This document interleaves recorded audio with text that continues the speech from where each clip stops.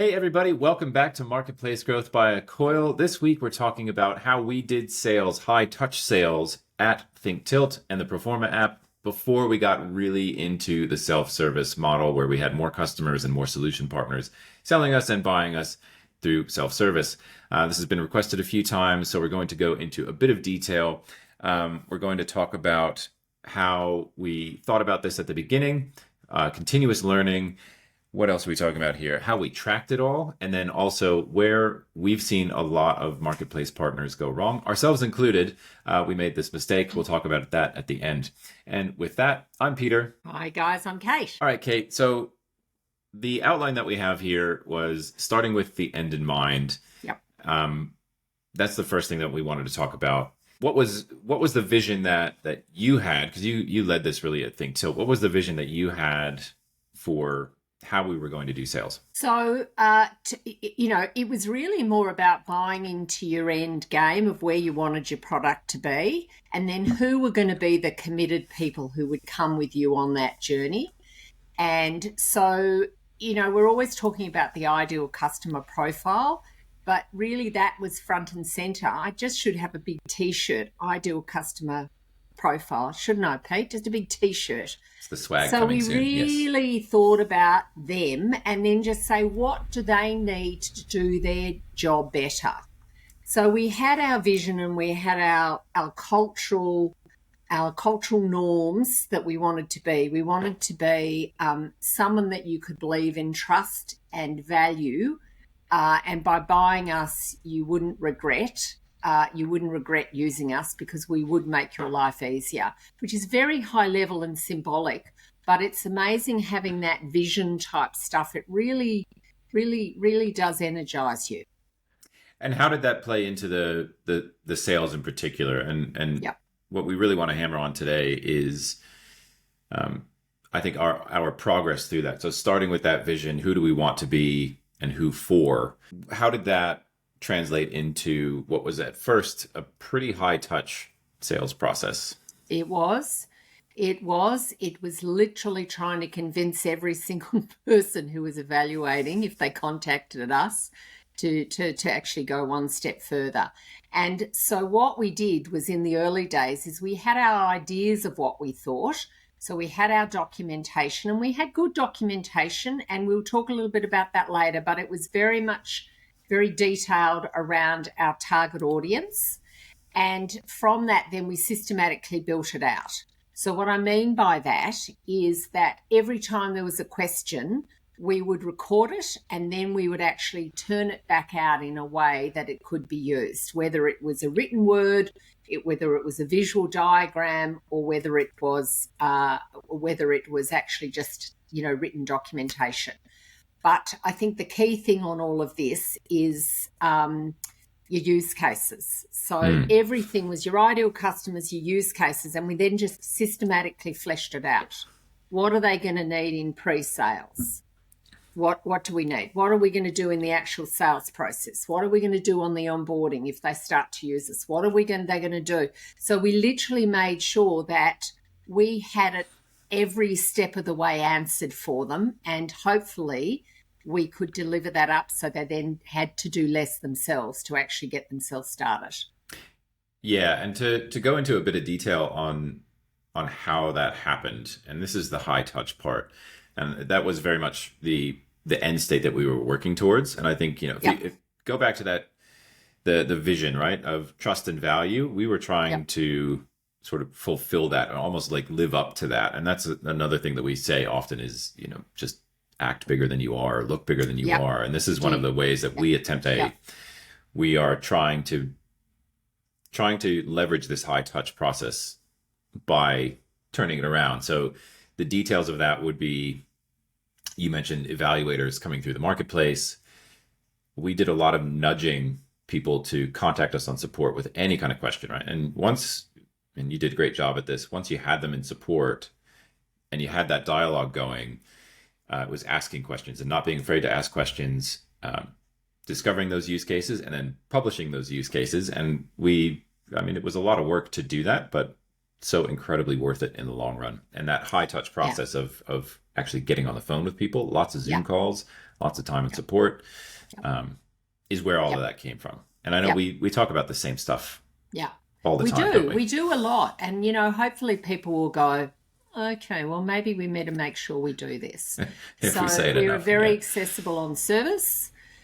We were very accessible in terms of doing, you know, face-to-face. We were very accessible on that. And, you know, we were based in Australia, but we were offering 24/5 service. And we deliberately made that call because we were going for the enterprise market. We didn't go there immediately. We learnt our craft on the smaller businesses, the SMBs, early days. In our mind, every customer was just, every evaluator, they were just, every single one mattered to us. And that was the principle. Everyone mattered, even though, you know, I probably, you know, drove the team mad saying, make sure you follow up on that. Make sure we promise them this. Make sure you do this. Yeah. Well, you know, we had that, I think we've talked about this too, but we talk about it offline fairly often, that I won't name the company, but you'll get generic looking emails coming through as evaluators. So Gmail accounts, Yahoo accounts, whatever, you know, and I think to your point, and the reason why you treat everyone with as much respect as you can and try to help everyone is that I remember one of those little, you know, under 10 people license accounts, trial or eval accounts under a Gmail address turned into be, I don't know, one of the most valuable companies in the world trialing us. And they were just being sneaky about it. And had we not sort of treated everyone the same way, that might have fallen over. So no, and a case in point on that, they finally declared themselves and finally created an account and basically then said, we've got you on a watching brief, come back to us in 6 months. And then at 6 months, I would rally the team and we would present, and then again another 6 months, and then they went, all right, we're now starting to use you. And now we know they put it through all their employees, and there's hundreds of thousands of them. So how cool is that? But it all started from an unknown Gmail account, people. Yeah, pretty amazing. That one still makes me smile. So the second thing that we had on our list here was continuous learning. And I think we've already kind of touched on that. Yeah. And that is, you know, getting on the phone, talking to customers, understanding, you know, what questions are being asked and support. Yeah. And I think too, it's important to note that, you know, we're not just talking about customers, we're talking about solution partners. And if you've watched any of our videos, we talk about this all the time. 60+% of your net new business should be coming through that channel, right? So solution partners are your best sales team. And so it's understanding what they need as well. Yeah. And remember, Pete, they work to optimization, maximum optimization. So your job is to actually deliver your product to their clients more efficiently. Yeah.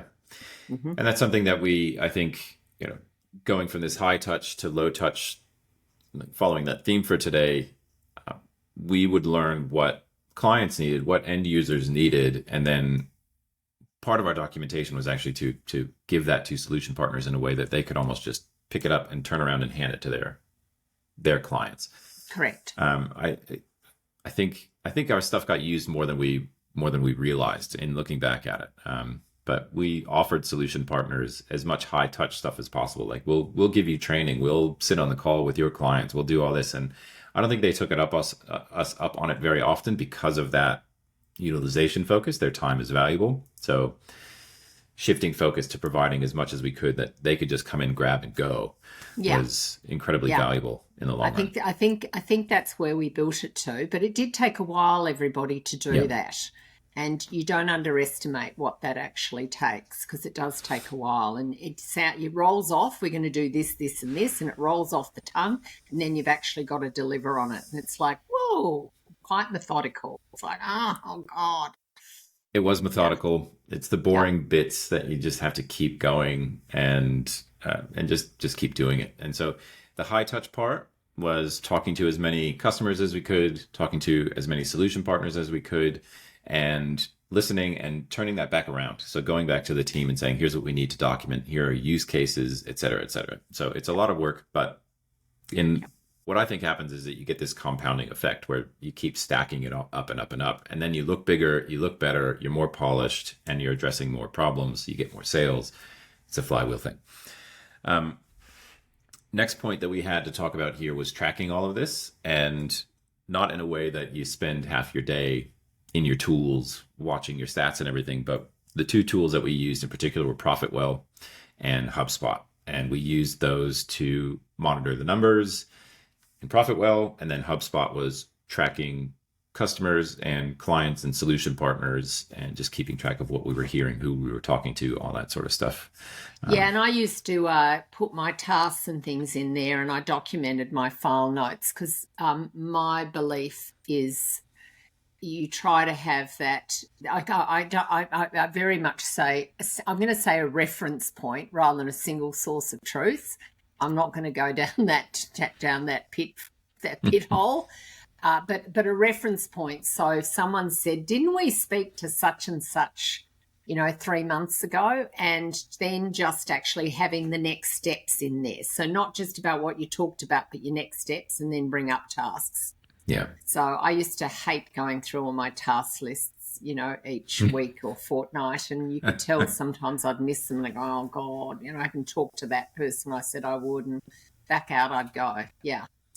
Well, small team, lot to do, lots of hats, right? Yeah. I think that's an important point too, is like, don't beat yourself up about it. I know you and I had those conversations regularly, that it would be the task list grows as you don't do it in HubSpot, right? And the reminders get more and more. It's like the screen gets more red, and that's okay. Sometimes things come up, and every week can be a challenge, but. And can we not Pollyanna this? We used to cut corners and go, nah, we've given enough that person, nah, no more, done, know? And then the funny thing is they'd finally come in with the sale and you'd go, oh, my goodness, or they didn't. You were listening the whole time. Yeah. Oh, yeah, you're not going to get every single one of them. No. But I think the real thing here, if you're in the marketplace and there's a takeaway from this, it is talk to people, listen, and turn that back around and point it outwards, right? So give them what they need. Yeah. What are they asking for? What are the questions that they're asking for in support? Yeah. What kind of use cases do they have when it comes to solution partners? What are they selling? Yeah. Not just now, but in the coming 12 to 18 months. What's their focus? How can you support that? Yeah. And what materials can you provide? And so this is the high touch thing where... Yeah. And I think my rule of thumb is if you can try and make everything as public as possible. So rather than doing an internal, so you do an internal note on some of the tricky stuff, but you just try and turn it all around and just make it public. And that's what people really want. Because then it does move to self-service, because it did for us. We moved very much away from having to handhold everyone to, it just kind of grew. The momentum kicked in. Well, if you answer the questions that they're asking, right? If you get those frequently asked questions and you publish those, then all of a sudden you stop hearing those same questions. And it's nice when you start answering new questions instead of the same one over and over again. And so that is, it compounds, right? The more you do that high touch stuff and you turn it back around and face it outwards, back at your customers and partners, the more self-serve happens. So it works.